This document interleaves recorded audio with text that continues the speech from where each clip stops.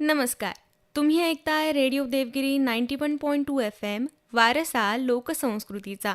आणि आता ऐकूया डॉक्टर हेडगेवार रुग्णालय येथे होणारा विशेष कार्यक्रम संवाद. यात ऐकूया श्री मनोज बोरगावकर यांचे नदिष्ट एक परिपूर्ण जीवन अनुभव या कादंबरीवर आधारित विशेष मुलाखत. नदीची शिकवण आहे, ज्याचे ड्यू आपण त्याला दिलं की हे कायनात आपलं ड्यू आपल्याला देत असते. नदिष्ट हा शब्द कसा आला? मित्रांनो, नदिष्टचं मुखपृष्ठ नयन बारात या चित्रकारांनी केलेलं आहे आणि तो मला कंटिन्युअस फोन करत होता आणि माझा फोन लागत नव्हता किंवा मी फोन उचलत नव्हतो. मग त्यांनी घरी बायकोला गौरीला फोन केला आणि म्हणाला, हा नादिष्ट कुठे गेलाय, फोन उचलत नाही. तर तेव्हा ती म्हणाली, ते नादिष्ट नाहीत, नदिष्ट आहेत, नदिष्ट नदीवर गेलेत. ही नदिष्टच्या जन्माची कथा आहे. आणि नदिष्ट याचा एक अर्थ नदीचा नाद असलेला, नदीचं खूळ असलेला किंवा नदीभोवतालचं इष्ट. म्हणजे मित्रांनो, मला आयुष्याच्या प्रत्येक टप्प्यावर काही नाद राहिलेले आहेत. एक काळ असा होता की क्रिकेटचा इतका नाद होता, पण मध्येच तो तेंडुलकर जन्माला आला आणि माझा क्रिकेट त्या ठिकाणी संपलं, नाही तर आज मी कुठेतरी दिसलो असतो. आणि म्हणून नदीकडे वळलो. सर, प्रत्येक कथेला एक नायक किंवा मुख्य पात्र असतं. तसं नदिष्ट या कादंबरीचा नायक किंवा मुख्य पात्र कोण आहे? लहानपणी आपण भूगोलाच्या पुस्तकात वाचलेलं असतं मनोज. संस्कृती आणि वस्ती नदीच्या काठाकाठानी निर्माण होत गेली, बसत गेली. ते वाक्य त्यावेळी पाठ करावं लागायचं. पण जेव्हा नदीवर जायला लागलो ना, तेव्हा लक्षात आलं की नदी म्हणजे आईचं विस्तारत गेलेलं गर्भाशय असतं आणि नदीच या सगळ्या आख्यानाची नायिका आहे. मला या ठिकाणी अनेक जागी नायक होण्याच्या संधी होत्या, पण मी न नायकत्व स्वीकारलं आणि माझ्या गोदामायला, माझ्या नदीला या नदिष्टचं नायिका आहे असं मला वाटतं. चला, तर नदी ही कादंबरीची नायिका ही संकल्पना मला वाटतं सगळ्यांच्या कानावर पहिल्यांदाच पडत असेल. गोदावरी काठी आपण निसर्गही वाचायला शिकलात. तर निसर्ग वाचायचा असतो आणि तो समजून घ्यायचा असतो, हे असं आपल्याला केव्हा जाणवायला लागलं? मी फार अवघड परिस्थितीत सापडलोय. समोर राजहंस आणि कुठे दोन्ही डॉक्टर. शरीराचं विश्लेषण करता करता मनाचं ते कधी करतील काही सांगता येत नाही ना. त्यामुळे मी एक तर मला डॉक्टर या पेशाविषयी प्रचंड आदर आहे. कारण परिस्थिती काळ किती बदललेला असो, विद्वान माणूस असो, गरीब माणूस असो, श्रीमंत माणूस असो, गरीब असो, जेव्हा तो आजार घेऊन डॉक्टरांकडे जातो तर त्याची पहिली भावना असते की डॉक्टर म्हणजे देवस्वरूप आहेत. आणि असे लोक मला प्रश्न विचारतात, त्यामुळे मजा येते. आतूनही मी थोडासा अस्वस्थ आहे. असो, निसर्ग वाचायचा असतो.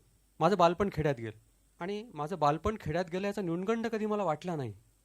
उलट मी खेड्यात राहिलो नसतो तर नदिष्टसारखी कलाकृती मला लिहिता आली नसती. आमच्या मुलांचं एक टोळकं होतं आणि त्याचा हुलबा नावाचा एक आमचा म्होरक्या होता. त्यांनी पहिल्यांदा मला कॉन्शियसली सबकॉन्शियसली निसर्ग वाचायचा असतो हे शिकवलं. तो मधमाशाचं पोळं मोठं हुकमी उठवायचा. मधमाशाचं पोळं आपण प्रत्येकाने पाहिलेलं आहे. निसर्गातली सरळ साधी सोपी घटना. हुलबा आम्हा मुलांना घेऊन 2-4 दिवस त्या मधमाशाच्या पोळ्याचा मुआयना करायचा आणि सांगायचा, बाबांनो, मधमाशा नुसता मध गोळा करत नाहीत, मध गोळाही करतात आणि हरीनं मांडून बी ठेवतात. त्यातली एक माशी जरी चुकली तरी सगळ्या मधमाशांच्या पोळ्याचा अवकाश खाली येतो. निसर्गातली सरळ साधी सोपी वाटणारी घटना, पण काय काय सांगून जाते की आपल्यापेक्षा कमी अवयव असलेली, आपल्यापेक्षा कमी बुद्धी असलेली मधमाशी सुद्धा शिस्तीने वागते. एक माशी पण चुकत नाही. म्हणजे केवढं मोठं सत्य निसर्ग आपल्याला सांगून जातो. नदिष्ट लिहिताना सुरुवातीला ती 400-500 पानांची झाली होती, पण ते मधमाशांचं पोळं माझ्यासमोर होतं. एडिटिंग केलं पाहिजे आपण केलेल्या कामाचं, ते हरीनं मांडून ठेवलं पाहिजे. त्यातला एक शब्द, एक प्रतिमा जरी चुकली तरी वाचकाला ठेच लागते, हे त्या मधमाशाच्या पोळानं शिकवलं. चेकाव हेमिंग्वे नंतर भेटले. तुम्हाला हेमिंग्वे माहीत असेल, ज्याच्या ओल्ड मॅन तिला नोबेल मिळाला. त्यानं पहिल्यांदा जेव्हा त्याची ती कादंबरी लिहिली होती ती 2000 पानांची झाली होती, पण प्रकाशकाकडे जाईपर्यंत ती फक्त 90 पानांची झाली. म्हणजे पहिल्यांदा मला निसर्गानं शिकवलं की कलाकृती नुसती निर्माण करायची नसते, त्याचं एडिटिंग पण करायचं असतं, ती व्यवस्थित मांडायची असते. हुलबाचं धरलेलं बोट जिम कार्बेटने पकडलं. कोण होता जिम कार्बेट? शिकारी होता का?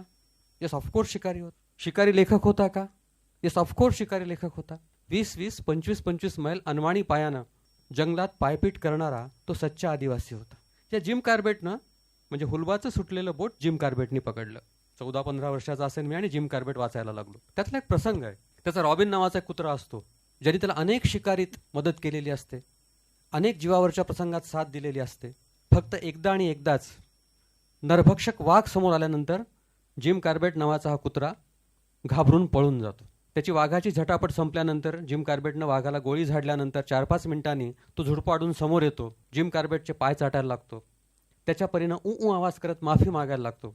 कार्बेट त्याला उचलून घेतो. तो पुन्हा रॉबिन त्याच्या गालाचे पापे घेऊन ऊ असा आवाज काढायला लागतो. कार्बेट त्याला सांगतो, हे बघ रॉबिन, आजपर्यंत अनेक जिकिरीच्या प्रसंगात तू मला साथ दिलेली आहेस. आज पहिल्यांदाच तू पळून गेलास. पण एक गोष्ट लक्षात ठेव, तू पळून गेल्याचं मी कोणाला सांगणार नाही आणि तू पण कोणाला सांगायचं नाही. आणि जिम कार्बेट लिहून ठेवतो की आज मी ही गोष्ट तुम्हाला सांगतोय कारण रॉबिन मरणासन्न झालाय, माझ्या पायाशी बसलाय आणि वाचकांना किंवा तुम्हाला हे सांगायचं ना हरकत प्रमाणपत्र रॉबिननं मला दिलंय. प्राण्यांकडून ना हरकत प्रमाणपत्र घ्यायचं असतं. काय सुंदर गोष्ट आहे दामले सर. आपण झाडावरून फूल तोडतो आणि देवाला वाहतो. वाहावं, फार सुंदर गोष्ट आहे. पण त्यापेक्षा आपण असं केलं तर, त्या झाडाजवळ गेलो, त्या फुलावरून हात फिरवला आणि ज्या देवाला ते व्हायचे त्याचं नाव घेतलं तर आपली श्रद्धाही पूर्ण होईल आणि झाडावरचं ते फुलही अबाधित राहील. किती साध्या साध्या छोट्या छोट्या गोष्टी असतात निसर्ग आपल्याला सांगत असतो. जिम कार्बेट, फुलबा, साधी गोष्ट आहे हो. तुम्ही जाई जुईचं फुल कधी वेलूरून पडताना पाहिलंय का? पाहिलं नसेल तर आवर्जून पहा. ते स्वतःशी गोल गोल गोल गिरक्या घेत सावकाश खाली पडतं. असं वाटावं की त्याला गुरुत्वाकर्षणाचे कुठलेही नियम लागू नाहीत. पण ते फूल काय सांगत असतं देशपांडे सर? ते फूल सांगत असतं की बाबांनो, हलके व्हा. इगो अहमच्या ओझ्याने जड होऊ नका, धपकन खाली पडाल. हलके राहिलात तर खाली पडलात तरी त्या पडण्याची इजा होणार नाही. ती गोष्टी हा सभोवार निसर्ग आपल्याला सांगत असतो. मोर ऐटदार चालतो असं आपण म्हणतो, पण कधी विचार केलाय का की मोराची चाल ऐटदार का वाटते? एक दिवशी भल्या पहाटे मी नदीवर गेलो होतो. असा मनोज भुरभुर पाऊस पडून गेला होता आणि मोर पावलांचे ठसे त्या मौशार वाळूत उमटले होते. मी त्या पावलांचा पाठलाग करायला लागलो. माझी चाहूल लागली की मोर वेगाने जायचे, पुन्हा सावकाश चालायचे. मग मी रांगत रांगत रेकत रेकत जवळपास 1 किलोमीटर त्या मोर पावलांच्या ठशांचा पाठलाग केला आणि पाठलाग करता करता हातात काडी घेतली. ती काडी घेतली ती जिम कार्बेटमुळे. जिम कार्बेटचं वाचता नसतं तर काडी घेतली नसती. आणि मग मोर पावलांच्या ठशांमधलं अंतर मोजायला लागलो रांगता रांगता. माझी चाहूल लागली की ते वेगाने जायचे, पुन्हा सावकाश चालायचे. पण एक गोष्ट लक्षात आली, मोर वेगाने चालवत का सावकाश चालवत त्यांच्या पावलांमधलं अंतर बदलत नाही आणि म्हणून त्याची चाल ऐटदार वाटते. ऊन पाऊस थंडी वारा काही असो, नेमानं पाय टाकले मोरासारखे की जगण्याला कशी ऐट येते पोरा, यासारख्या ओळी तिथून माझ्या लिखाणात येत गेल्या, उतरत गेल्या. म्हणजे निसर्ग नावाची गोष्ट तुम्हाला इतकं भरभरून. मेळघाटला गेलो होतो मी एकदा. मेळघाटचा प्रसंग सांगतो तुम्हाला. जनरली आपण असं म्हणतो देशपांडे सर, एखादा माणूस चुकीचं वागला, वाईट वागला, काय रे जनावरासारखा वागतो असं आपण म्हणतो. त्यावेळी मला असं वाटतं आपण जनावरांचा अपमान करतोय की काय. मेळघाटला आम्ही गेलो होतो. रात्री आम्ही झोपलो रेस्ट हाऊसला. उशिरा तिथं 3 माणसं आली. मध्ये जागा नसल्यामुळे चौकीदारांनी त्यांना बाहेरच्या वरांड्यात झोपवलं. त्यातला तो सगळ्यात घाबरणारा होता, तो मध्ये झोपला. रात्री 1 वाजता एक वाघ आला आणि बरोबर त्या मधल्या माणसाला उचलून घेऊन गेला. आसमंतात पसरलेली किंकाळी आणि रक्ताची एक रेघ. आम्ही सगळे जागे झालो. ती 2 माणसं खूप गडबड करायला लागली, आरडाओरडा करायला लागली आणि चौकीदाराला म्हणायला लागली की आम्हाला आत्ताच्या आत्ता जंगलातून बाहेर जायचंय. आमच्या मित्राला वाघाने खाल्लंय. आता आम्ही इथं क्षणभरही थांबणार नाही, आम्ही इथं झोपणार नाही. चौकीदार त्यांना समजून सांगतोय की बाबांनो, रात्रीची शेवटची गाडी अभयारण्यातून बाहेर गेली आहे, आता इथून बाहेर जाता येत नाही. मी तुम्हाला आज झोपवतो, स्वयंपाकघरात झोपवतो. पण ती माणसं ऐकायलाच तयार नाहीत. आम्हाला आत्ताच्या आत्ता जंगलातून बाहेर जायचं. त्यावेळी तो चौकीदार काय म्हणाला, काळजात साठवून ठेवा. तो म्हणाला, हे बघा बाबांनो, वाघानं एक माणूस खाल्लाय आणि एकदा पोट भरल्यावर पुन्हा खायला वाघ म्हणजे माणूस नव्हं. म्हणजे वाघाला कळतं की एकदा पोट भरल्यावर आपण खायचं नाही आणि आम्ही आमच्या 7 पिढ्यांच्या बेगमीची भाषा करत बसतो. कोण शहाणं हो. परवाच एक बातमी वाचली की एक मेलेला वाघ काहीतरी 25 लाख रुपये किमतीला विकला गेला. बातमीच्या खोलात शिरलो तेव्हा असं कळालं की चीनमध्ये, युरोपमध्ये असा एक समज रूढ होतो आहे की वाघांच्या हाडाचं सूप करून आपण प्यायलो तर आपण कधीही म्हातारे होत नाही. माझ्या मनात सहज विचार आला, वाघांनी असा विचार केला तर की आपण माणसांची हाडं खाल्ली तर आपण कधीही म्हातारे होणार नाहीत, एक तरी माणूस शिल्लक राहील का औषधाला. पण घाबरायचं कारण नाही. वाघ निसर्ग वाचतो, त्यामुळे ते असले निष्कर्ष ते काढणार नाहीत आणि असलं काही ते वागणार नाहीत. तर हा सगळा प्रवास निसर्ग वाचण्यामागे, वाचण्याच्या पाठीमागे कॉन्शियस सबकॉन्शियस लेवलवर माझ्या मनात काम करत गेला. आणि मी पुन्हा आईच्या गर्भात, म्हणजे एकदा आईच्या गर्भातून बाहेर पडल्यावर पुन्हा आईच्या गर्भात जाता येत नाही तुमच्या डॉक्टरी भाषेमध्ये. पण मी असा भाग्यवान माणूस आहे, गोदामाईच्या रूपानं मी रोज पुन्हा आईच्या गर्भात जात असतो, उतरत असतो. सर, अनेक अनुभव तुम्ही सांगितलेत. याच्यातून एक पाडस नावाची कादंबरी आहे, त्यातलं एक छोटंसं वाक्य आठवलं. आयुष्य सुंदर आहे, आयुष्य खूप सुंदर आहे, पण सोपं मात्र नाही. माणसाच्या अशाच वागण्याचे अनेक किस्से सरांनी कादंबरीमध्ये सांगितले आहेत. आणि त्यातलं एक छोटंसं वाक्य ज्याचे अनेक पैलूंचे अर्थ निघतील. जसं की सरळसोट वागण्यापेक्षा हिकमती वागण्यातच आपली हयात निघून जाते. तर या अनुभवांतून जाताना आम्हाला हे जाणून घ्यायचं सर, की तुम्ही नदिष्ट नेमके कधी झालात आणि नदिष्ट या कादंबरीची सुरुवात किंवा निर्मितीचा क्षण कोणता आहे? मी नदीवर जातच होतो म्हणजे पण तो एक फक्त मजा, धिंगाणा करायचा, मजा करायची. दर रविवारी कोणीतरी दाल फ्राय आणायचं, कोणीतरी खिचडी आणायचं, कोणी धपाटे आणायचं, जेवणखाण करायचं, एवढाच माझा तो एक भाग होता. पण माझ्या आईला कॅन्सर झाला आणि 10 वर्षाची ती लढाई होती कॅन्सरची, आमच्या कुटुंबाची, आईची आणि माझी. आम्ही बॉम्बे हॉस्पिटलला श्रीराम तिथं काम करायचे, तिथं जायचो दर महिन्याला काय सगळे ट्रीटमेंट घेण्यासाठी.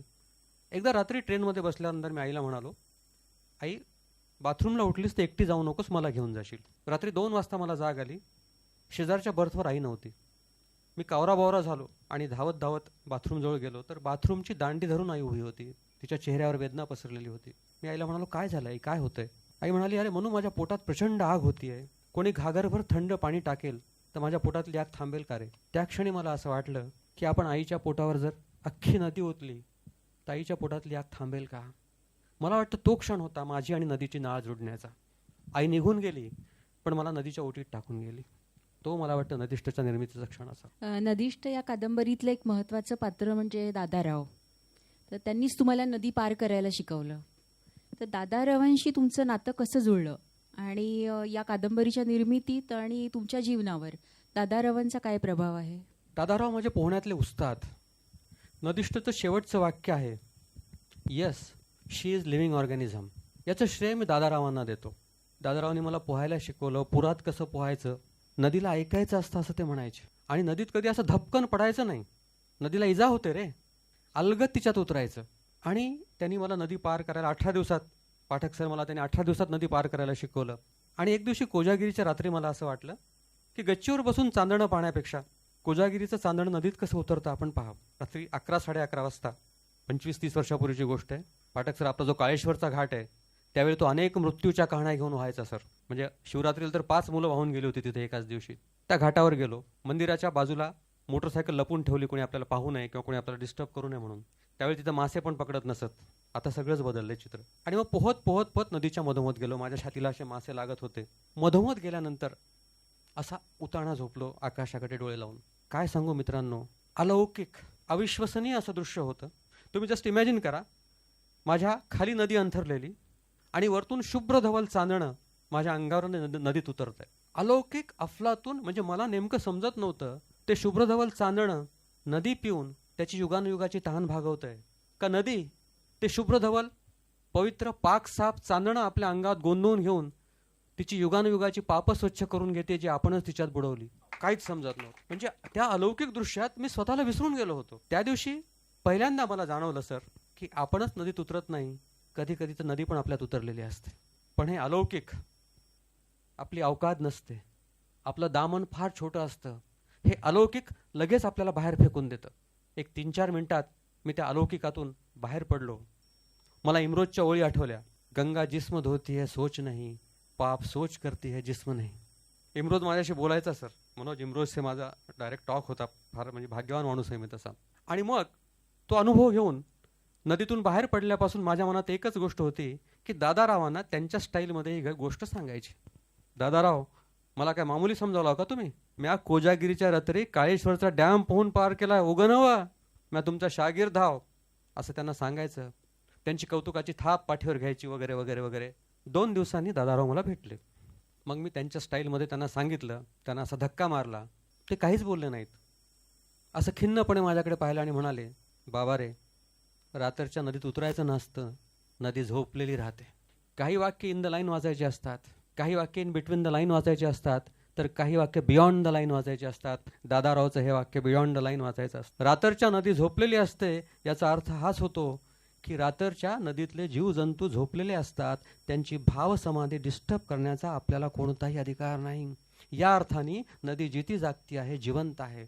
म्हणून दादाराव हा माझ्या नदिष्ट या कादंबरीचा कणा आहे. त्यांची माझी ओळख कशी झाली? नदीवर आम्ही असे सगळे असायचो, टोळकं असायचं आमचं. आणि एकदा पोरं नदीवर त्या सिगरेटच्या पाकिटाची भिंगरी करून, तुम्हाला माहीत असेल की चिपाडाला असं छिलायचं सिगरेटच्या पाकिटाची. म्हणजे माझा सिगरेटचा संबंध तेवढाच आला बरं का. त्या पाकिटाची भिंगरी करायची आणि वाऱ्या वाऱ्या सूट तुझी माय मेली उठ म्हणायचं, म्हणजे ती भिंगरी अशी फिरायला लागते. ती पोरं वाऱ्या वाऱ्या सूट तुझी माय मेली उठ असं म्हणताना दादाराव एकदम चिडून न चिडणारे त्यांच्या वारा सुटायचं सुटू दे पण त्याच्या मायला कशाला मारतो रे असं काहीतरी चिडून बोलले आणि थोडेसे अस्वस्थ झाले. दादारावला आम्ही विचारलं काय झालं दादाराव, तर त्यांनी सांगितलं की मी तहानं असताना माझी माय मेली, मायला भितडाला टेकून ठेवलेलं, मी तहानं रडायला लागलो. कोणीतरी म्हणालं की जशी मायेची लेकरामध्ये आस राहिली असेल तसे लेकराची बी मायेमध्ये आस राहिली असेल, लेकराला मायेच्या थानाला चुटवा की. आणि कोणीतरी मला मायेच्या थानाला चुटवलं आणि त्या थानातून दुधाच्या चिळकांड्या उडाल्या, धारोष्ण दुधाच्या, आणि त्या दादारावच्या धारोष्ण कहाणीत आम्ही एकदम बुडून गेलोत. आणि तिथून दादाराव हे काहीतरी वेगळं रसायन आहे असं मला वाटायला लागलं. आणि दादाराव माझे उस्ताद आणि मी त्यांचा शागिर्द असं ते नातं झालं. बोरगावकर सर, दादाराव, नदी, आई आणि आईपण यांचं एक खूप घट्ट नातं आहे जे सरांनी आत्ता आपल्याला सांगितलं. त्या संदर्भात सरांचेच शब्द इथं उद्धृत करण्याचा मोह मला आवरत नाही. आई संदर्भात सरांनी म्हटलंय की आपल्यासाठी आई म्हणजे काळजाचा एक तुकडा, क्या बात. पण आईसाठी आपण मात्र अख्खं काळीजच. तर दादाराव हे तुमच्या कादंबरीचं एक महत्त्वाचं पात्र. त्याचप्रमाणे आपल्या कादंबरीत इतरही अनेक वैशिष्ट्यपूर्ण पात्र आली आहेत. त्या पात्रांच्या आपण शब्दबद्ध केलेल्या संवेदनाही वाचकाला खिळवून ठेवतात. जसे की एक भिकारीण असणारी सकीना बी, त्यांच्याबद्दल आम्हाला तुमच्याकडून ऐकायचं आहे सर. तुम्ही दोघं खूप छान प्रश्न विचारताय. हां, म्हणजे ते तर माझं आवडतं वाक्य की आपल्यासाठी आई म्हणजे असते काळजाचा तुकडा आणि आईसाठी आपण अख्खं काळीज. एवढाच काय तो काळीजभर फरक आपल्या आणि आईच्या प्रेमात. मित्रांनो, आईचे माझ्यावर फार फार फार प्रभाव आहेत आणि माझ्या एकंदरच लिखाणात स्त्रीविषयक दुःखाचा कोपरा हा फार प्रकर्षानं येतो. म्हणजे मला असं वाटतं की स्त्रीच्या पदराला हात घालणं हा पुरुषार्थ नाही, तिच्या पदराआडचं दुःख ज्याला पाहता येतं त्याला खरा पुरुषार्थ कळतो असं मला वाटतं. आणि इथं जमलेल्या तमाम स्त्रियांसाठी, महिला वर्गांसाठी मी कवितेच्या काही ओळी ऐकवतो, कारण माझा मूळ पिंड कवीचा. मनोजला माहिती आहे, राजहंसनं माझा कविता संग्रह काढला आणि सुरुवातीला नदीष्टी आपण कवितेच्या रूपात लिहावी असं मला वाटत होतं, पण ती कवितेत मावणार नाही असं वाटलं. म्हणून कवितेच्या ओळी इथल्या तमाम महिला वर्गासाठी सादर करतो, पण त्याची पार्श्वभूमी सांगतो की मला आयुष्याच्या प्रत्येक टप्प्यावर काही नाद होते. तुम्हाला सांगितलं क्रिकेटचा नाद होता, काही काळ MPSCचा नाद होता आणि आणखीन एक नाद होता की गल्लीत, गावात, शहरात कोणी गेलं की मला असं वाटायचं की त्याचा अंत्यविधी होणं हे आपलं राष्ट्रीय कर्तव्य आहे आणि आपण जर गेलो नाहीत तर त्याचा अंत्यविधी पूर्ण होणार नाही. म्हणून अगदी सकाळपासून कवटी फुटण्याचा आवाज येईपर्यंत आम्ही 3-4 पोरं तिथं राबायचो. म्हणजे इतके राबायचो की भुकेजल्या नातेवाईकांना वाटेला लावायचो, जा तुम्ही, आम्ही पाहता कवटी फुटेपर्यंत थांबता आम्ही, तुम्ही का काळजी करायला लागलाय वगैरे बोलायचो. आणि मग ते नातेवाईक घरी गेले, सगळे घरी गेले की देशपांडे सर आमच्याकडे एक पिशवी होती, आम्ही त्याला खलती म्हणायचो. त्या खलतीत एक किटली असायची, 4-5 कान तुटलेले कप असायचे, 25 पैशाची पत्ती आणायचो. पॉकेट मनी वगैरे प्रकार आत्ता, तेव्हा पैशाची फार ऐपत मोठी होती. 50 पैशाची पत्ती, 50 पैशाची साखर आणायचो, कपभर दूध आणायचो आणि त्या सरणाच्या धगीवर थकलेलो असायचो सकाळपासून काम करून, त्या सरणाच्या धगीवर चहा करून प्यायचो. आणि जेव्हा एखादा कोवळा जीव असेल जळत त्या दिवशी मला चहाला देहाचा वास यायचा. आणि मग लोक मला विचारायचे की याला किती लाकडं लागतील रे, म्हणजे त्याचा हे पाहून त्या अनुभवावरची स्त्रीविषयक जाणीवांची कविता सादर करतो. मग सकीनाबीकडे येतो. माणसाच्या देहाच्या आकारावरून लाकडाच्या क्विंटलाचे हिशोब सांगायचो मी परफेक्ट. माणसाच्या देहाच्या आकारावरून लाकडाच्या क्विंटलाचे हिशोब सांगायचो मी परफेक्ट. मजबूत हाडापेराचा माणूस 4.5 क्विंटल लाकडात आटोपतं. मजबूत हाडापेराचं माणूस 4.5 क्विंटल लाकडात आटोपतं. लहान चणीच्या माणसाला राख रांगोळी व्हायला 2.5 क्विंटल लाकडं पुरतात. लहान चणीच्या माणसाला राख रांगोळी व्हायला 2.5 क्विंटल लाकडं पुरतात. तर बाई माणसाला जळायला फारशी लाकडं लागत नाहीत. आयुष्यभर जळत राहिल्यामुळे शेवटी जळण्यासाठी तिच्याकडे देहाशिवाय फारसं काही शिल्लक उरत नाही, तिच्याकडे देहाशिवाय फारसं काही. आता सकीनाबीकडे येतो. सकीनाबी मला माटी मिले म्हणायची. माटी मिले संतोषला माहिती आहे, नांदेडचे जे आहेत त्यांना माहिती आहे, अत्यंत वाईट शिव आहे आमच्याकडे. पण ती माटी मिले म्हणाली ना की मला इतकं छान वाटायचं. आणि माटी मिले, दिन खुलने को नदी पे मिलता, रात बंद होने को ठेसन पे मिलता, क्या कोई कामा नहीं करे तेरे को म्हणायची. ही भिकारीण होती. सकाळी अंघोळ धुवायला नदीवर यायची. अंघोळ धुवायची असते, किती सुंदर शब्द बघा, अंघोळ करायला नाही, अंघोळ धुवायला नदीवर यायची. आणि रात्री स्टेशनवर असायची.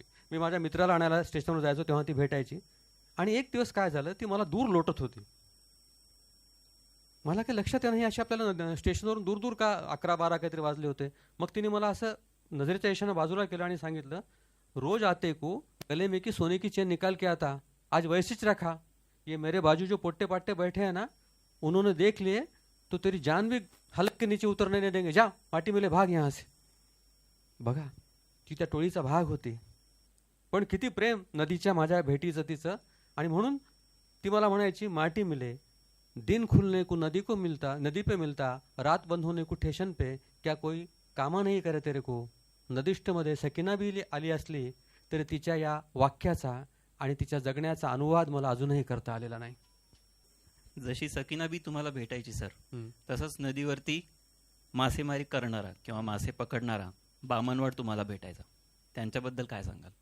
मी पहाटे नदीवर जायचो आणि बामणोड आलेला असायचा आणि तो तिकडून त्याची किष्टी म्हणायचा. तो थर्माकोलच्या त्या कष्टीला किष्टी म्हणायचा. थर्माकोलची किष्टी सोडायचा आणि मी इकडून देह सोडायचो. आणि तो जाताना एक पुकारा करायचा, छनोछनी करावा हाची विचार, ऐसे घात करी काळ सावधान. मलाही बरं वाटायचं. आणि मग आम्ही असा त्या काय काटकोन वगैरे काय असतो तिथे जाऊन त्या किनाऱ्यावर एकमेकांना भेटायचो. मग तो सांगायचा, आज बाम मिळाला, आज कतला मिळाला, बामचा भाव किती, कतल्याचा भाव किती. साहेबा, तुला एक दिवस नदीवर माशी करून खाऊ घालतो, तू खातोस की नाही मला माहीत नाही, पण एकदा नदीवर माशी शिजवून खाऊ घालतो म्हणायचा. आणि मग तिथून आम्ही एकमेकाचा निरोप घ्यायचो. तो मासे विकायला आणि मी माझा दिवस विकायला निघून जायचो. हा बामणवाड 2 महिने गायब झाला. मी दिवसाचे रात्रीचे सगळेच प्रहर नदीवर जाऊन पाहिले, पण हा मला भेटलाच नाही. मला वाटायचं की बामणवाड भेटलं की बरं वाटायचं, की समजा आपण चुकून वाहून गेलो तर आपण वाहून गेल्याची घरी कोणीतरी खबर द्यावी. म्हणजे काय माणसाची जात आहे बघा. मेल्याची नोंद व्हायची काय, तुला काय करायचं, तुझ्या मेल्याची नोंद झाली काय न झाली काय, घरी निरोप गेला. पण कसं एक नेचर कसं असतं माणसाचं. आणि 2 महिन्यांनी एक दिवस दुपारच्या वेळी बामणवाड पलीकडच्या किनाऱ्यावर मला त्याच्या कष्टीवर कोणीतरी आहे आणि लक्षात आलं बामणवाड. मी सपासप हात मारत तिकडे गेलो. असा खंगून गेलेला बामणवाड बेडी फुंकत त्याच्या कष्टीवर लंबेलाट झोपला होता. मी त्याला गदागदा हलवलं आणि म्हणालो, छनोछनी काळ आणि मासे संपत चाललेत की बामणवाड, कुठं गायब. तो बसला त्याच्या किष्टीवर उठून आणि माठ झिरपावा तसा रडायला लागला आणि म्हणाला, काय सांगू साहेबा, एक दिवशी सांच्यापारी चांगल्या घरातली बाई नदीवर आंघोळ धुवायला आली. मी म्हणलं बी तिला, सांच्यापारी येत जाऊ नको, पोरटोरं चांगले नाहीत. बाई आंघोळ धुवायला बसली न बसली की बेश्रमातून 4 पोरं आली की हो, त्यांनी ओढले की तिला. म्या बी जीवाच्या भीतीनं गपगार बसलो. एका माशापायी जीव घेणारी ही पोरं. अर्धा घंटा त्या तिच्या पायाच्या घासण्याचे आवाज, तिचा कल्ला ऐकत म्या बी गपगार बसलो. अर्ध्या घंट्यानं अंगभर इसकटलेली बाई ती माझ्यामोर आली की हो. त्यानंतरचं त्याचं वाक्य आहे. प्रतिभासंपन्न लेखकाला सुद्धा हे वाक्य सुचणार नाही. अर्ध्या घंट्यानं अंगभर इसकटलेली ती बाई माझ्यामोर आली. साहेबा, त्या दिवशी तिच्या डोळ्यातल्या पाण्यापरीस नदीचं पाणी मला कमजोर वाटलं. आणि स्त्री म्हणजे नदीचंच रूप. ज्या नदीनं माझ्या 4 पिढ्यांना मासे दिले किंवा कित्येक पिढ्यांना मासे दिले, त्या नदीच्या साक्षीनं एका बाईवर बलात्कार होताना मी काही म्हणता काही करू शकलो नाही. ही त्याची जी भावना आहे ना, ती मला या सगळ्या गदारोळात फार मोलाची आणि महत्त्वाची वाटते. म्हणून 2 महिने हा माणूस ज्या माशांच्या पकडण्यावर त्याच्या कुटुंबाचं पोट पाणी होतं ते सगळं विसरून नदीवर आला नाही, नदीवर फिरकला नाही. काय माणसं आहेत ही. आणि त्या क्षणी माझ्या मनात, जेव्हा मी बामणवाडशी बोलून परत आलो आणि वाळूत माझे पाय असे खसखस माझ्याच पायांचे आवाज मला ऐकवत नव्हते, आणि माझ्या मनात विचार आला की घरी गेल्यानंतर अंगभर विस्कटलेल्या त्या बाईला नवऱ्याबरोबर पुन्हा त्याच खेळात रम्माण व्हावं लागलं असेल तर तिला कोणता बलात्कार अधिक असह्य वाटला असेल. नदीवर अनोळखी लोकांनी केलेला का नवऱ्याने केलेला.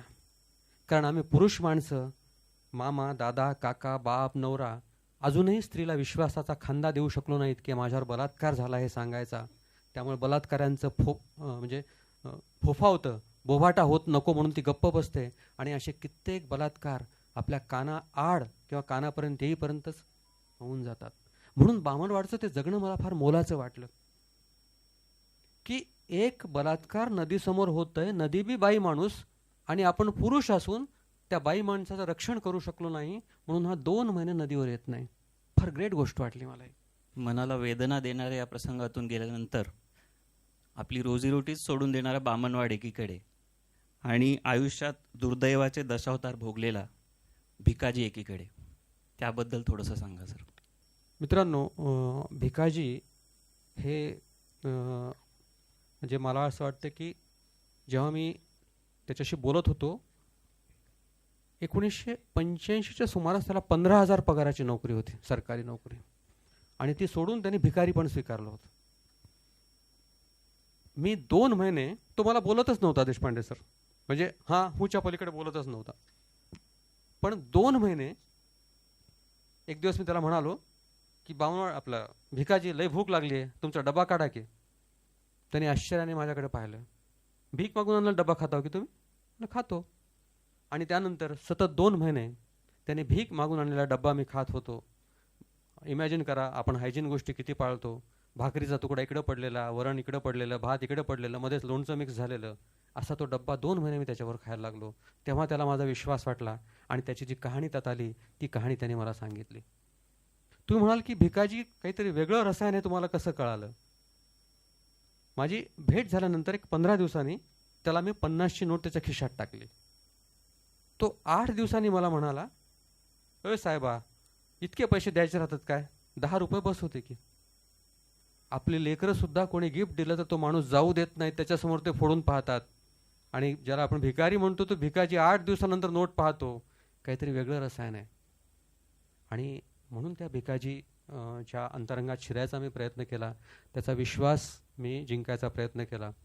आणि त्याने त्याची ती कहाणी, भयंकर कहाणी आहे ती, म्हणजे हजारो वाचकांचे मला फोन आले मनोज, की ज्या क्षणी तो त्याच्या मुलीला भिंतीवर फेकायचा तो प्रसंग आहे, त्यानंतर पुस्तक आम्ही बाजूला ठेवून दिलं. म्हणजे आपण संवेदनशील असण्याचे दावे करतो मॅडम, पण माकड पुराण नावाचं एक प्रकरण त्या पुस्तकामध्ये आहे की जे चिंचेचं झाड आम्हाला 20-25 लोकांना चिंचा पुरवायचं वर्षभराची, इतकी चिंच त्याला यायची. पण माकड पुराण त्या झाडावर घडल्यानंतर 15 वर्ष त्या चिंचेच्या झाडाला चिंचा लागल्या नाहीत. म्हणजे ती घटना त्या झाडाने किती खोलवर उतरून घेतली, किती आत उतरून घेतली, की चिंचेने लडबडलेलं ते झाड 15 वर्ष पुन्हा फुललंच नाही हो. म्हणजे कोण संवेदनशील आहे? हा सभोवार केवढा संवेदनशील आहे, आणि त्या मानाने आपण या सभोवाराला किती डिस्टर्ब करतोय. विकासाशी आपला कोणाचाच आक्षेप नाहीये, पण हा सभोवाराला टिकवत जर आपण विकास केला ना, तर तो फार सुंदर असेल असं मला वाटतं. आणि नदिष्ठमध्ये मी जे काही सांगायचा प्रयत्न केला आहे, मला जो निसर्ग आकळला तो असाच आहे, हेच आहे. कारण ते इतकं अवाढव्य आहे की ज्याचं त्याचं परसेप्शन, ज्याचं त्याचं आकलन, त्याच्या पलीकडे तो शिल्लक उरतो. फक्त अट एकच आहे, निसर्ग तुम्हाला समजून घ्यायचा असेल तर फक्त कान डोळे उघडे ठेवून चालणार नाहीत. तुमच्या शरीरातली सगळी रंध्र जेव्हा उघडी कराल तेव्हा काही ना काही निसर्गाची गुपितं तुमच्यापर्यंत येऊन पोचतील. नदिष्ठमधले बरेच प्रसंग वाचताना, जसं की कालूभैया आहे तर त्याचे सगळी गुरं म्हणजे जनवरा म्हणतो तो, ती फिरवताना तुमच्यासोबतचे संवाद, किंवा तुमचे पुजाऱ्यासोबतचे संवाद, किंवा सर्पमित्र प्रसाद आहे तर त्यांनी वयाच्या 15व्या वर्षी कोबरा पकडणं, तो 5 फुटी आणि सर्प 4.5 फुटी, असे जे प्रसंग तुम्ही वर्णन केले आहेत, तर ते वर्णन वाचताना असं वाटतं की जसं की आपणही तिथे कुठेतरी एका कोपऱ्यात उभे आहोत आणि आपण स्वतः तो प्रसंग अनुभवतो आहोत. तर इतकी तुमची अनोखी आणि ओघवती लेखनशैली आहे, तर ही कशी बहरत गेली त्याच्याबद्दल काही सांगाल का?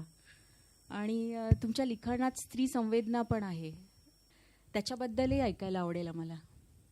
संतोषला आणि मनोजला नयन भाराते माहिती आहे. नयन भारातेचं एक वाक्य होतं की या कादंबरीची भाषा सुद्धा यातलं एक कॅरेक्टर आहे. त्यात भाषेचा प्रयोग झाला आहे. म्हणजे त्यात उर्दू आहे, तेलुगू आहे, पारशी आहे. आता हे भाषेचे संकर कसे होत गेले? आम्ही आत्ता सरांसमोर बोलणं झालं, आम्ही निजामी राजवटीत राहिलो. निजामाची बेनिजामी आम्हाला कधीच आवडली नाही, पण उर्दू भाषेवर मात्र प्रेम बसलं. कारण साधी दूधवाली घरात यायची आणि आपण तिच्याकडे पाहिलं नाही तर म्हणायची लई मसरूफ असल्यावानी करायलास, तुला दिसणं झाले का मी आलेलं? म्हणजे मसरूफ हा शब्द गालिबने वगैरे वापरावा, पण ही सहज तो मसरूफ शब्द वापरायची. मग त्या भाषेचे संस्कार होत गेले. आणि एक विचार मनात डोकावला की धर्म, जात, वंश, भाषा याने आपण माणसात भेद केले, पण भाषा जर एकमेकांमध्ये छानपैकी मिसळत असतील तर आपलं काय चाललंय? आणि सगळ्या भाषा आपल्या मराठी भाषेत मिसळून आपल्या माय मराठीचा दायरा जर अधिक मोठा होत असेल तर किती सुंदर गोष्ट आहे ती आपल्यासाठी. म्हणून हे भाषेविषयीचं जे काही त्याच्यामध्ये आलेलं आहे की मला ते छान म्हणजे बोलल्यासारखं, ते पारशी आहे, ते उर्दू आहे, ते तेलुगू आहे, हे सगळं त्यात सहज येत गेलं आणि मी मांडत गेलो, लिहित गेलो आणि आपोआपच ती एक शैली तयार झाली आणि ती शैली वाचकांना प्रचंड आवडली. हे माझं भाग्य आणि त्या वाचकांना श्रेय त्याचं. कारण आजही कुठे डेनाब्यूच्या काठावरून, ॲमेझॉनच्या काठावरून, नीलच्या काठावरून असे फोन येतात की सर आम्ही अमक्या अमक्या नदीच्या काठावर आहोत, तुमची आणि नदीष्टची आठवण झाली. ऊर भरून येतो, माझ्या गोदामायचा सुद्धा ऊर भरून येत असेल. कारण मनोज बोरगावकर खूप दुय्यम आहेत. नदी वाहत राहिली पाहिजे, नदी वाहत राहिली तर पुढच्या पिढ्या वाहत राहतील, यासाठीचाच हा अट्टास आहे असं मला वाटतं. खूपच छान सर. म्हणजे आम्ही वाचतानाही जाणवलं की मुआयना, अलमक, माहोल असे इतके असंख्य शब्द आहेत, ते इतक्या सहजगत्या सामावून गेलेले आहेत त्यांच्या लेखनात की आपल्याला त्या ओघात त्याचे अर्थ कळून जातात, फार कष्ट नाही पडत त्याच्यासाठी.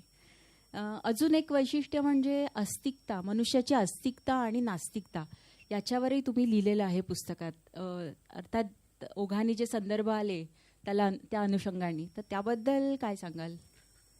नदिष्ठमधलं माझं एक आवडतं वाक्य, मला स्वतःला आवडलेलं बरं का मनोज, की आपण आस्तिक असू तर इतके टोकाचे आस्तिक असलो पाहिजे की एखाद्याचं नास्तिक पण सुद्धा प्राणपणाने जपता आलं पाहिजे, आणि नास्तिक असू तर इतके टोकाचे नास्तिक असलो पाहिजे की एखाद्याचं आस्तिक पण सुद्धा प्राणपणाने जपता आलं पाहिजे. मी जेव्हा हे वाक्य लिहिलं ना, तेव्हा विनायकदादा पाटील, ज्यांना मी पुस्तक अर्पण केलंय, त्यांनी मला अशी दाद दिली की मनोज, कुसुमाग्रजांनी यासारखंच वाक्य एकदा माझ्याशी बोलताना वापरलं होतं रे म्हणाले. मला वाटतं ही माझ्यासाठी फार मोठी पावती आहे. तू म्हणाले लिहायला काय जातं, पण मी इथंच बाबासाहेब आंबेडकर विद्यापीठामध्ये MA ला शिकायला होतो आणि माझ्या रूमवर माझा एक मित्र अभ्यासाला यायचा आणि अंघोळ झाली की मी सवयीप्रमाणे प्रार्थना करत उभा राहायचो. तो रूममध्ये यायचा आणि सिगरेट पीत बसायचा. असं 10-15 दिवस झालं. देशपांडे सर, मी काहीच बोललो नाही. 10-15 दिवसांनी तो म्हणाला, अरे म्हण्या, ते तू काहीतरी आंघोळ झाल्यावर देवाची प्रार्थना करतोस, आपण काही देवफी मानत नाही, तुझं होईपर्यंत मी सिगरेट पीत बाहेर बसत राहतो. मी त्याला म्हणालो, बाबा काय प्रॉब्लेम आहे रे, तू सिगरेट समज, मी उदबत्ती समजतो म्हणालो. प्रकरण सोपं आहे. तो आवाज झाला आणि म्हणाला की तुझा देव असा असेल तर मलाही मानायला काय हरकत आहे रे. म्हणजे मी जर त्याला म्हणालो असतो तू बाहेर बस, असं बस, तर आमच्यामध्ये दरार पडली असती. ही दरार माझ्यामध्ये त्याच्यामध्ये 2 धर्मामधली दरार झाली असती. पण त्यामुळे आजपर्यंत तो माझ्या जीवाभावाचा मित्र आहे, मित्र राहिला. मला असं वाटतं आपल्या धर्माचा अभिमान आपल्याला वाटत असेल, वाटलाच पाहिजे. तर आपली वर्तणूक अशी असली पाहिजे की इतर धर्मियांना वाटलं पाहिजे की या धर्माची माणसं खूप चांगली असतात, आणि हेच आपल्याकडून होणारी धर्माची खरी खुरी सेवा मला वाटते. नदिष्टमध्ये अनेक विलक्षण प्रसंग आहेत. म्हणजे नदिष्ट कादंबरी वाचल्यानंतर पहिला शब्द जो मनात आला माझ्या, तो म्हणजे विलक्षण. आणि सरांच्या रोजच्या नदीवर जाण्याच्या प्रसंगामध्ये वारंवार एक संदर्भ येतो की सर कुठल्याही वेळी नदीवर जायचे. तर अगदी मध्यरात्रीसुद्धा सरांनी नदी पोहून पार केलेली आहे. तर त्याबद्दल सर विचारायचं आहे की अशा वेळी तुमच्या मनात कधी भीती, धास्ती निर्माण झाली का, किंवा त्यावेळी मनात नेमक्या कोणत्या भावना असायच्या?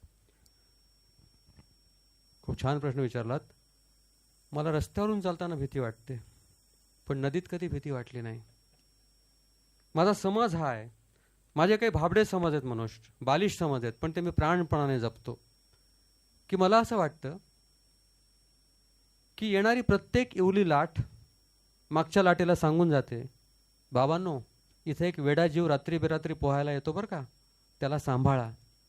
आणि त्या लाटेचे निनाद लाट दर लाट सगळ्या नदीत पसरत जातात आणि आजपर्यंत मला धोका झाला नाही. यापुढे जाऊन सांगतो की भविष्यात मनोज बोरगावकर नदीत बुडून गेले असं ऐकायला आलं तर वाईट वाटून घेऊ नका. मनोज बोरगावकर वाईट माणूस होता म्हणून नदीने त्याला बुडवलं असा त्याचा अर्थ घ्या. हे सांगतोय मी जेव्हा 50-50, 60-60 फूट खोल नदीत मी अर्ध्या रात्री असतो. मला आठवलं तर काय वाटेल, काय होईल. पण तरी मित्रांनो, माझ्या जगण्याच्या इमान शाबूत राखण्याच्या तत्वज्ञानावर माझा इतका विश्वास आहे ना की गोदामा मला बुडवणार नाही. सर, तुमच्या प्रत्येक नदीच्या भेटीच्या प्रसंगी 72 पायऱ्या हम्म.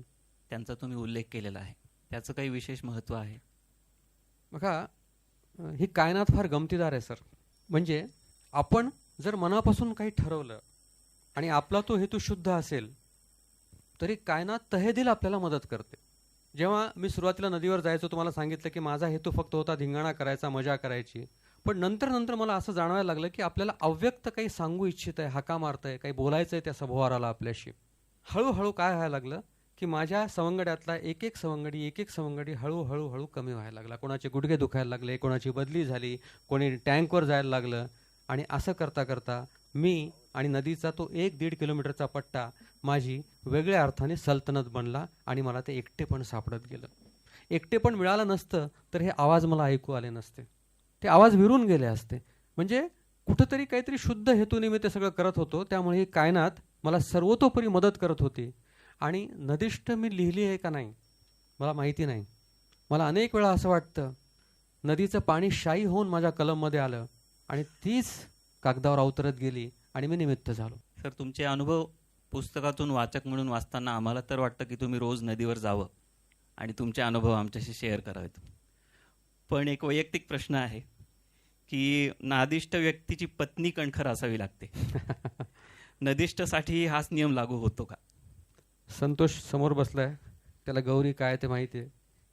गौरी जेव्हा लग्न करून पुण्याहून माझ्या घरी आली आणि मी पोहायला गेलो आणि मला उशीर झाला की ती अस्वस्थ व्हायची, कोणाला तरी पाठवायची. राम जाधवच्या मुलाला केदारला त्यांनी कित्येकदा पाठवलं होतं की मनोज आला नाही, जाऊन बघून हे नदीवर.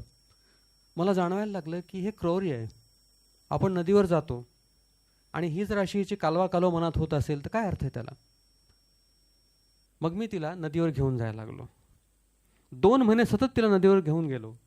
तिला दाखवलं मी असा पोहतो आणि सांगतो तिथं आपल्या आईचा अंत्यविधी झाला होता, ती जागा, ती आई मला पाहते आणि ही आई मला पाहते.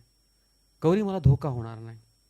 तिचा विश्वास बसला, इतका विश्वास बसला की आता मी कार्यक्रमाला निघालो ना की ती मला हळूच म्हणते, स्विमिंग कॉस्ट्यूम घेतली की नाही, तिथं जर पोहून दाखवा म्हटलं, एवढं ऐकल्यानंतर पोहून दाखवावं लागेल. म्हणजे इतपत ती मजाक करते आता माझ्याशी. म्हणजे इतकी ती नॉर्मल झाली या सगळ्या प्रक्रियेविषयी. म्हणजे सर, आता तुम्ही नाव विसरण्याचं म्हटलात ना, कुठली आतापर्यंत घेतलेली सगळी नावं विसरलीत तरी चालेल, क्या बात है, पण गौरी नाव विसरता कामा नये. क्या बात है. ते काळजावर कोरलेलं आहे. गौरी नसती तर मी लिहू शकलो नसतो. म्हणजे लोकांना नदिष्ठचं यश दिसतं, पण तुम्ही विचार करा, मी रात्री बेरात्री उठतो आणि गौरीला म्हणतो, गौरी मी नदीवर चाललोय. ती एवढंच म्हणते, जा पण पाण्यात उतरू नका. पण तिला खात्री असते की हा पाण्यात उतरणार आणि पाण्यात उतरलं की याचा एक रिवाज आहे की तो नदी पार केल्याशिवाय परत येत नाही. पण ते सगळं त्यांनी सहन केलं. मला कशाचे भाव माहिती नाहीत, दुधाचे, दह्याचे, आणि कधीतरी जर मी काही आणलं तर तिचा चेहरा असा होतो की याच्यापेक्षा आणलं नसतं तर बरं झालं असतं. आणि मित्रांनो, त्याहीपेक्षा महत्त्वाची गोष्ट सांगतो की मी ह्या सगळा 15 वर्ष हे जे सगळं जगत होतो, तो काळ खरं म्हणजे माझ्या करिअरचा होता. मी PhD करायला पाहिजे होतं, नेटसेट करायला पाहिजे होतं, पण मी काहीच केलं नाही. मला असं वाटायचं की या पात्रांची दुःख आपल्या PhD पेक्षा फार मोठी आहेत. आणि ते न करू शकल्यामुळे, तुम्ही प्राध्यापक आहात ताई, मला माझ्या बरोबरीच्या प्राध्यापकापेक्षा महिन्याला 1.5 लाख रुपये कमी पगार मिळतो. मी PhD करू शकलो नाही, पण नदिष्टवर 15 लोक आता PhD करतायत देशभरामध्ये. बरं, इथं आणखीन एक गोष्ट सांगतो की माझं असं म्हणणं आहे की लेखकानं आपलं इमान शाबूत ठेवलं पाहिजे. अट्टीला माहीत आहे, माझे वडील राज्यशास्त्राचेच होते, त्यांचे अनेक विद्यार्थी गाईड होते. PhD करणं मला काही अवघड नव्हतं वेगळ्या पद्धतीने, पण इमान शाबूत ठेवून जगायचं. इमान जर विकलं असतं तर पगार मिळाला असता, पण नदिष्ट मिळाली नसती, नदी मिळाली नसती. या नदीष्टमध्ये जी विविध व्यक्ती तुम्हाला भेटल्या नदीकाठाने फिरताना, त्यावर ही पूर्ण कादंबरी बेतलेली आहे, नदी आणि नदीकाठच्या व्यक्ती. तर या पुढच्याही काळामध्ये तुम्ही तुमची ही नदीवरची मुसाफिरी चालू राहील आणि अजूनही नवीन नवीन व्यक्ती भेटतील. तर नदिष्ट भाग 2 असं काही प्रयोजन आहे का डोक्यात? नक्कीच प्रयोजन आहे. मला अनेक लोक प्रश्न विचारतात की नदीष्टनंतर तुम्ही काय लिहिणार आहात. माझा पहिला प्रश्न असा असतो की मी जे काय करतो त्या प्रत्येकाचं रिपोर्टिंग मी तुम्हाला 8 दिवसाला दिलं पाहिजे का. दुसरी अशी गोष्ट की नदिष्ट नंतर मी काही लिहिलं नाही तर जगाच्या व्यवहारात काय फरक पडणार आहे. आणि तिसरी गोष्ट, मी अनेक नद्यांच्या काठावर जाऊन राहतोय, तिथले अनुभव घेतो आहे आणि ते यात दुसऱ्या सिक्वेलमध्ये घेण्याचा प्रयत्न करतोय. अहो असले अस्सल अनुभव आहेत. एक 7-8 महिन्यापूर्वीची गोष्ट आहे. मी नदीत पोहत पोहत मध्ये गेलो आणि तिथं एक थर्माकोलच्या ह्याच्यावर एक वाळू काढणारा बिहारी का उत्तर प्रदेशी कोणीतरी असेल वाळू उपसत होता. त्याचं वाळू उपसून झालेलं होतं. मला त्रास झाला त्या वाळू काढण्याचा, कारण मला वाळू उपसणं म्हणजे नदीचं ॲबॉर्शन वाटतो. मी त्याला म्हणालो, पण त्याच्या पलीनंतर त्याला त्याच्या गप्पा मारल्या आणि म्हणालो, ए मेरा फोटो निकालना नदी में. आता मधोमध नदीच्या गेलो तर मोबाईलवर गाणे ऐकत होता. चला आपला फोटो काढा, इतक्या लांब कोण असणार आहे. त्याला म्हणा मेरा फोटो निकालणार आहे. तर त्यांनी काय म्हणावं, तू पागल है क्या, तू नदी में है, माँ की गोद में है, उसका दूध पी रहा है, ऐसे टाइम फोटो निकालते का रे. म्हणजे काय विश्लेषण करावं याचं, की 1000 रुपयासाठी तो नदीच्या म्हणजे गळ्याला नख लावतोय, वाळू काढतो, हे त्याला उमजत नाही का, का पोटा पाण्यासाठी ते त्याला कळत नाही. आणि एकीकडे नदीत फोटो काढणं म्हणजे आईचं दूध पिताना फोटो काढण्यासारखं आहे. या 2 वेगवेगळ्या संवेदनातलं ते कसं पकडावं, ते कसं कॅच करावं, याचं आकलन कसं करावं, असे अनेक प्रश्न माझ्यासमोर आहेत. मी प्रयत्न करतोय. कदाचित लिहून होईल, कदाचित होणार नाही. आज तरी मी त्याच्याविषयी काही खात्रीलायक सांगू शकत नाही. तरी आम्ही नक्कीच वाट बघू सर तुमच्या पुढच्या भागाची. आदरणीय श्री मनोज बोरगावकर सर यांचं लिखाण जितकं मनस्वी आहे तितकंच त्यांचं बोलणंही आपल्याला खिळवून ठेवणारं आहे. परंतु ज्याप्रमाणे आपल्या संक्रमणाला, आपल्या क्षमतेला, आपल्या कारकिर्दीला, आपल्या सुखदुःखांच्या आवर्तनाला काळाने एका मर्यादित चौकटीत आणलं आहे आणि जगण्याला पराधीन केलं आहे. इथं मी सरांच्याच शब्दात बोलतोय पुन्हा एकदा, काळ सगळ्यांवर औषध आहे, पण काळावर मात्र कोणतंही औषध नाही. त्याप्रमाणे आजच्या संवाद सत्रालाही काळाने मर्यादा घातल्या आहेत. नमस्कार, तुम्ही ऐकताय रेडिओ देवगिरी 91.2 FM वारसा लोकसंस्कृतीचा. आणि आत्ताच आपण ऐकलत डॉक्टर हेडगेवार रुग्णालय येथे होणारा विशेष कार्यक्रम संवाद. यात श्री मनोज बोरगावकर यांचे नदिष्ट एक परिपूर्ण जीवन अनुभव या कादंबरीवर आधारित घेतलेली विशेष मुलाखत.